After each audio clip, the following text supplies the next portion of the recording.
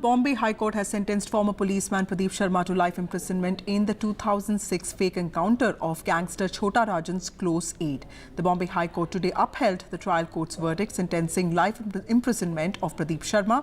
In fact, the High Court upheld the trial court's conviction of 12 accused in the November 2006 Lakhanbaya fake encounter case. The trial court had convicted 13 other accused and acquitted Pradeep Sharma then, but the High Court had quashed Pradeep Sharma's acquittal and convicted him based on a chain of evidence. Remember, Pradeep Sharma is also an accused in the Antilia explosive and Mansukh Hiren murder case. My colleague Radhika Ramasamy, who reports from Mumbai, has more details on this. That's right. Bombay High Court has delivered an important judgment today. In fact, it has reversed the lower court judgment which had in fact acquitted Pradeep Sharma, who is the former top cop, former encounter specialist. In fact, this is in connection to Lakhanbaya encounter case in which he was acquitted. Now the court, Bombay High Court, convicting him and sending him to life imprisonment. As far as the other convicts are concerned, of course, there were at least about 13 others who were convicted by the lower court, which included 12 cops and 1 civilian. Their convictions have been upheld. In fact, after the lower court's judgment, there were different pleas filed before the Bombay High Court, one challenging the convictions of the other cops and one that was challenging the acquittal of Pradeep Sharma.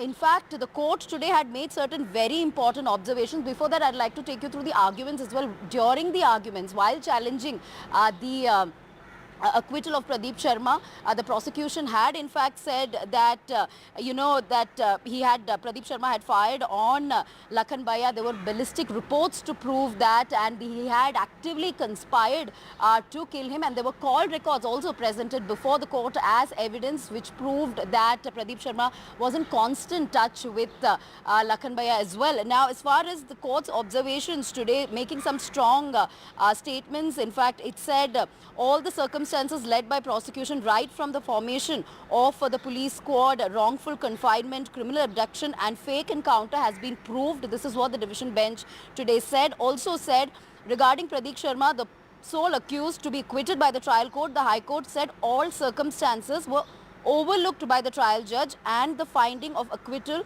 perverse and unsustainable by ignoring and excluding relevant material circumstances pointed towards guilt of Pradeep Sharma. So here Bombay High Court making some strong observations, also slamming the lower court's judgment while convicting Pradeep Sharma and sending the controversial cop to life imprisonment.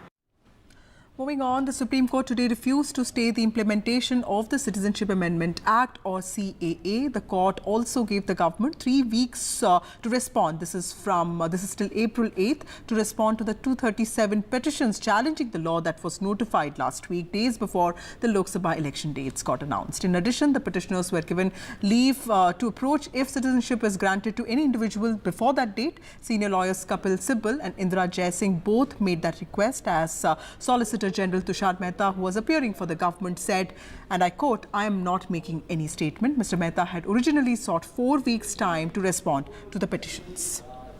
The Supreme Court has given time until 9th April to the Union of India to file reply to those applications. On 9th April, the court will hear the matter on the stay and will decide whether the stay should be granted or not. The government has not given any assurance that they will not give any citizenship. They refuse to make such a statement, even though it was demanded by the petitioner side. So the government is free to grant citizenship. However, that is a long drawn process and it is not going to be easy. The court also granted liberty to the petitioners if at all anyone is granted citizenship, because grant of citizenship is irreversible. So the court granted liberty to the petitioners to approach the court if there is any situation where someone has been granted citizenship under the new rules. Started off with the Solicitor General of India saying that, there are so many petitions, we need at least 4 weeks of time to address those concerns and reply to the notices. That led to a barrage from the petitioners, the lawyers who kept saying that, we want to stay.